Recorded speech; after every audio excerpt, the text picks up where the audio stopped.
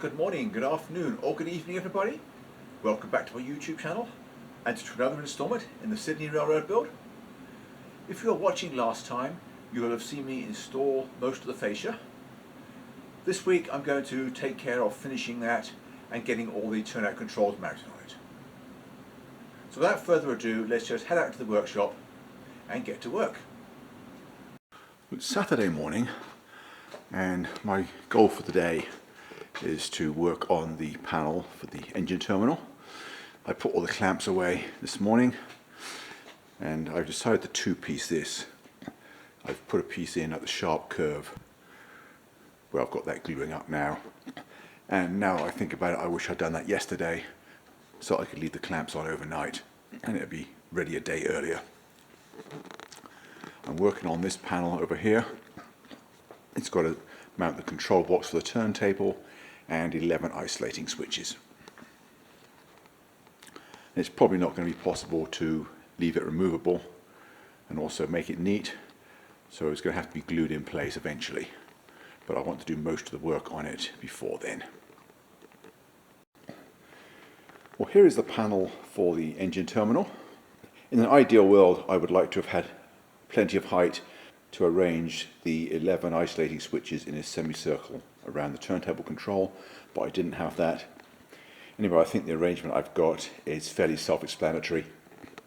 The semicircle at the end is for the roundhouse, the top row is for the spurs at the back, and the bottom row is for the spurs at the front. I think once that is in front of the engine terminal, it'll be fairly obvious to any newcomer exactly which one is for which track. Nothing's attached to it yet, it's all just placeholders. I'm now going to take that over to the engine terminal and figure out what the next step is. Well, here is that masonite panel just positioned approximately. With the slight curve on the fascia at this point, it springs into place quite nicely, and its natural tendency to want the spring straight just helps it to stay there. I think the next step is to put a board on top of the track on the lower level. Get my plank of 2-inch foam down there so I can lie on it and do all the wiring from underneath. And I'm going to get all the switches wired up and installed in the cups and routed back to a terminal block before I install anything. I think that'll be easiest. Well, I've now done all the back end wiring for the engine terminal. I climbed in on that plank of insulation foam. Here are the row of terminal blocks. Each of the on-off switches goes to 2 of the terminals. There's a purple wire and a coloured wire to each one. You can see up there, so I don't have to climb in there again. And the rest of that can be done once the fascia is installed quite easily. So now I can install the last piece of fascia. The next task is to go around the whole railroad and cut all the holes for the turnout control switches. That is going to take a while. I've got to use a Forstner bit, a 1-inch for the single turnouts and a 1 1/4 for the crossovers. But I've got to plot them first because I want to make sure that it looks neat. I want to get them all exactly the same height, except where there's a good reason to do otherwise. I think I might as well start here in the yard, work my way down this side, and then go around, and then come back down the other side. I've marked all the positions of the fascia mount all the way around. I've also started drilling the holes. I got about halfway around the railroad before the drill was getting too hot to continue. So I took a break from that. I did some sanding, sanded the edges as far as I've got with the drilling, did a few more, and it's once again too hot to continue. So I'm just going to let it cool down. I'm going to come out tomorrow and finish it. I've also glued the last piece of fascia in, and I'm going to call that a day. Well, it's Monday morning and I've now finished drilling all the holes for all the fascia controls with my Forstner bit. Completely wore it out, so I'm going to have to replace it. Started in this corner where I left off yesterday, and I have gone all the way around this side of the room, both levels. There's not much on the bottom level. All the way through the east side town and through the ethanol plant. all the way around to here. I've also cut the 2 holes for the LocoNet plug-in points, which Digitrax recommend that I put in, because apparently there's certain functions that you might need to reprogram a throttle or something like that.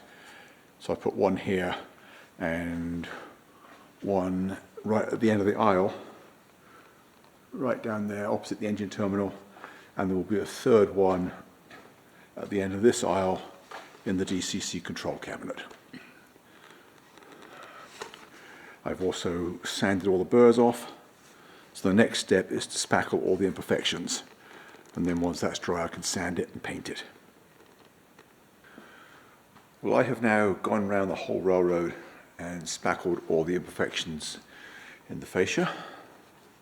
All I can do is leave that to dry.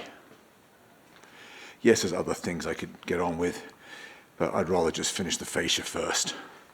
So I'm going to go in now and come back out tomorrow morning when I can get it sanded and painted.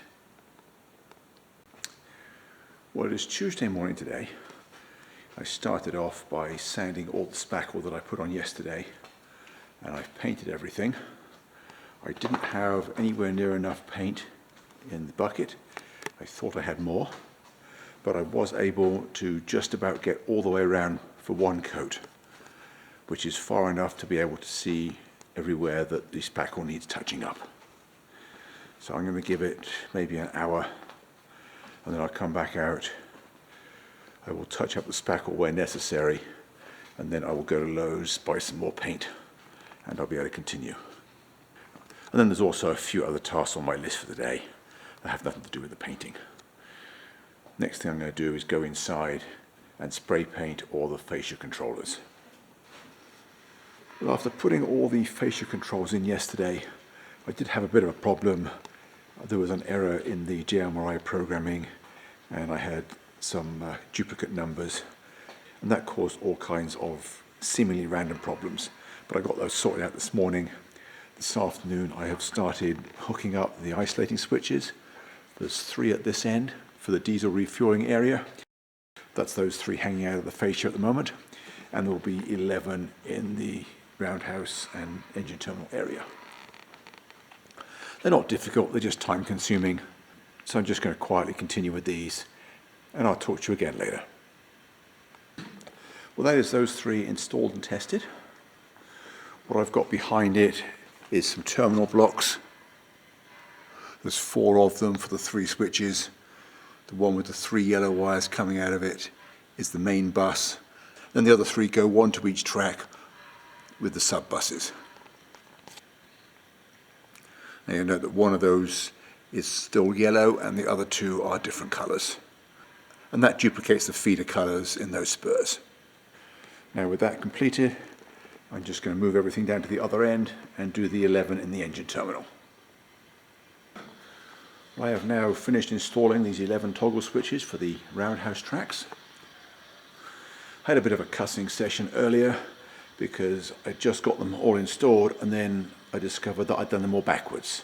1 was 11 and 11 was 1. So I had to undo all the screw terminals where I could barely reach, and my neck was getting really sore, and had to redo them again afterwards. But they're done now, everything's tested and working properly. I've also just noticed a pair of feeder wires under here that are not connected up, so I'm going to figure out where they go. I'm going to hook those up, and then I'm going to call that a day.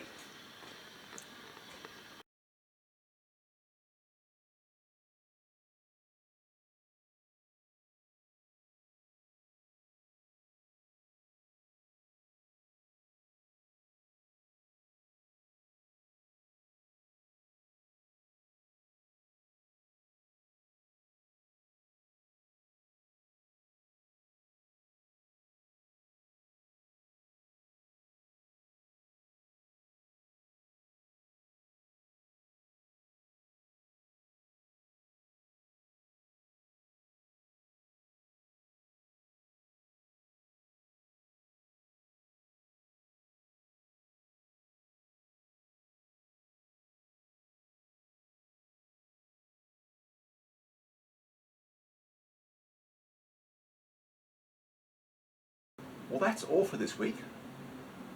The railroad is now very close to the point where I can ship it.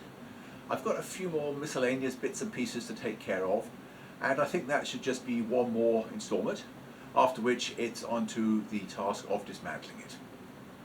So until next week, it's bye for now, and thanks for watching.